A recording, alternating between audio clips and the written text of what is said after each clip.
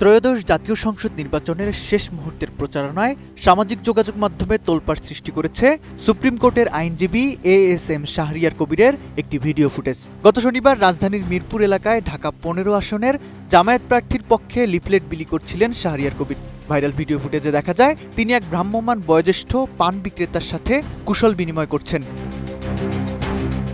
আলাপচারিতার এক পর্যায়ে ওই বিক্রেতা দেশের বর্তমান পরিস্থিতি নিয়ে নিজের ভয়ের কথা জানালে শাহরিয়ার কবির তাকে পরকাল ও ধর্মীয় বিশ্বাসের ওপর অটল থাকার পরামর্শ দেন। দীর্ঘ এই কথোপকথন শেষে বিদায় নেওয়ার সময় শাহরিয়ার কবির ওই পান বিক্রেতার হাতে ১,০০০ টাকার একটি নোট গুঁজে দেন। এই পুরো ঘটনার সময় তার হাতে ছিল প্রার্থীর নির্বাচনী প্রচারপত্র।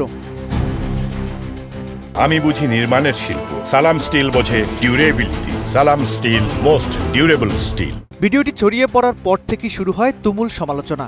বিষয়টি নিয়ে গত সোমবার রাতে নিজের ভেরিফাইড ফেসবুক পেজে একটি পোস্ট দিয়ে নিজের অবস্থান পরিষ্কার করেন শাহরিয়ার কবির। তিনি দাবি করেন ঘটনাটি সম্পূর্ণ মানবিক দিক বিবেচনা করে করা হয়েছে। তার ভাষ্যমতে ওই বিক্রেতার সারাদিন তেমন বিক্রি না হওয়ায় কষ্ট দেখে তিনি জনসম্মুখে ওই টাকা দান করেছেন।